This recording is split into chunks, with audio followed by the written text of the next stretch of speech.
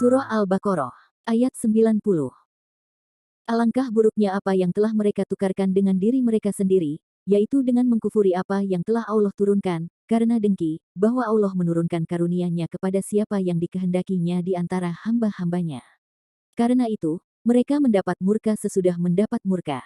Dan bagi orang-orang kafir, siksaan yang menghinakan. Ayat ini mengecam perbuatan mereka yang dilukiskan oleh ayat yang lalu.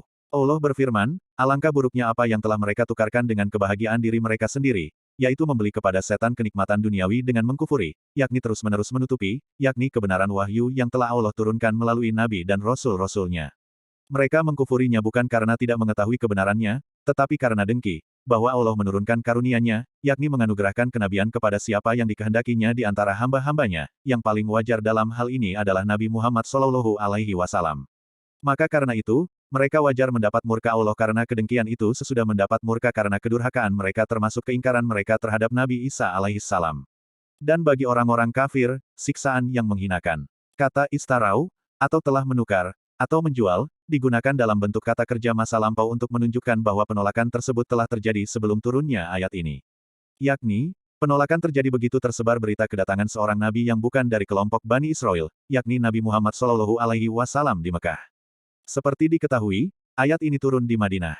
Di sisi lain, kata an yakfuru, atau mengkufuri, ditampilkan dalam bentuk kata kerja masa kini dan datang atau mudhari, untuk mengisyaratkan bahwa kekufuran mereka kini terjadi dan akan terus berlangsung. Penolakan mereka itu, bukan karena mereka tidak mengerti, tetapi didorong oleh iri hati, dengki dan keberatan terhadap putusan Allah menurunkan karunia-Nya, yakni dengan mengutus di antara hamba-hambanya seorang nabi yang membawa wahyu-wahyunya, yakni Nabi Muhammad SAW. Selama ini, nabi-nabi yang berada di daerah Timur Tengah, diutus Allah dari kelompok Bani Israel. Mereka sangat yakin bahwa nabi yang disebut dalam kitab Taurat pastilah nabi dari Bani Israel pula. Tetapi ketika Nabi Muhammad SAW datang, ternyata beliau bukan dari kelompok mereka. Maka muncullah ke permukaan rasa iri, kedengkian, dan keberatan atas pilihan Allah. Memang, selama ini nabi-nabi diambil dari kelompok mereka. Tetapi mereka tidak pernah menyambutnya dengan baik. Ada yang dibunuh, dan ada yang didustakan seperti bunyi ayat 87. Sehingga wajar, jika Allah memilih nabi dan kelompok selain kelompok mereka. Ayat ini, walaupun tidak menyebut secara tegas nama Nabi Muhammad, tetapi sangat jelas dari redaksinya bahwa, iri hati mereka tertuju kepada Rasulullah SAW, yang dipilih oleh Allah itu. Agaknya, tidak disebutnya secara tegas nama Nabi Muhammad, dimaksudkan untuk mengisyaratkan bahwa iri hati, dengki, dan keberatan atas putusan Allah adalah sifat terkutuk, terhadap siapapun, iri hati itu, dan apapun alasannya.